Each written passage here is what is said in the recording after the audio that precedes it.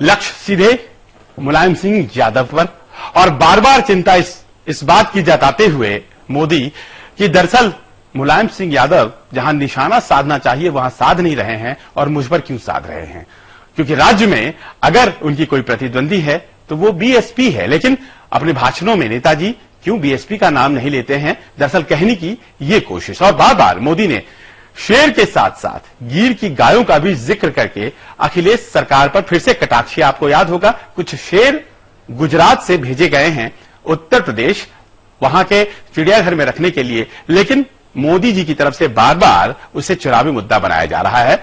और यूपी के मुख्यमंत्री अखिलेश यादव ने आखिरकार पलटवार करने में आज देरी नहीं की। मुझे अच्छा लगता कि वे शेर के साथ साथ गुजरात के घी की गाय भी मांग लेते हैं, क्योंकि मेरा नाता यदुवंश के साथ जरा निकट का नाता है। बताइए चर्चा क्या कर रहे हैं? उत्तर प्रदेश के मुख्यमंत्री को हमने शेर दिए हैं और कई बार जब उन्होंने कहा कि शेर दिए तो हमें भी मजबूरी में बताना पड़ा कि अगर शेर आपने दिए तो हमसे भी कुछ दिया है आपने, हमने भी तुम्हें लग रखे दिए हैं। वैसे अखिलेश यादव की चिंता लाजमी है, क्योंकि बहस जो है वो शेर और चीते के आसपास से हटकर मुद्दों पर तो होनी ही चाहिए।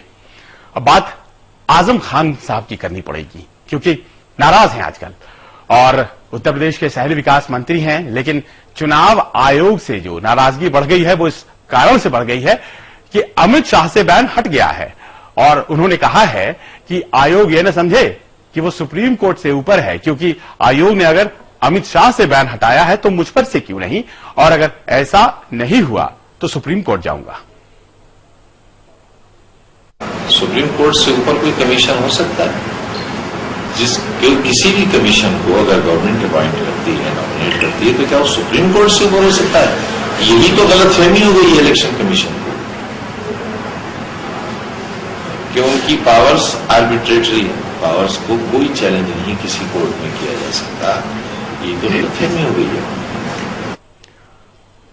नाराजगी की वजह आपको याद होगी, क्योंकि कुछ दिन पहले अमित शाह और आजम खान दोनों ने जो बयान दिए थे, आजम खान ने बयान दिया था गाजियाबाद में और अमित शाह ने बयान दिया था मुजफ्फरनगर में, और इन दोनों बयानों की वजह से दोनों के ऊपर पब्लिक मीटिंग्स नहीं करनी है, रोड शो नहीं करनी है, रैली नहीं करनी है, चुनाव प्रचार नहीं करना है, ऐसा बयान इलेक्शन कमीशन ने लगा दिया था।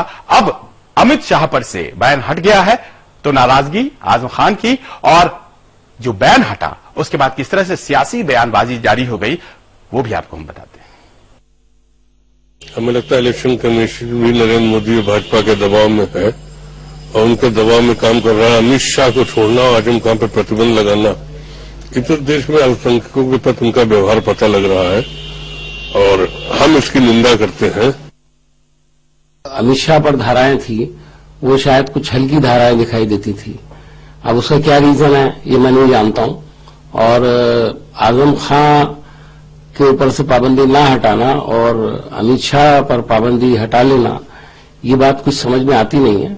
मेरा ख्याल है कि इलेक्शन कमीशन को इसकी वजाहत करनी चाहिए। भाव उनका ये जो था वह पवित्र था कि लोकतांत्रिक अधिकार का उपयोग आप करें, उसका सदुपयोग करें, उसके प्रति एक अवेयरनेस करें, ये भाव था, न कि हिंसा पर उतरने का। इसलिए जो है अंततः उनके बात को सुना गया और आयोग ने उस पर संज्ञान लिया और उन्हें पुनः रैली और अपने सभी लोकसभा चुनाव संचालन के कार्यक्रम को करने की अनुमति दी। ये स्वागत योग्य है।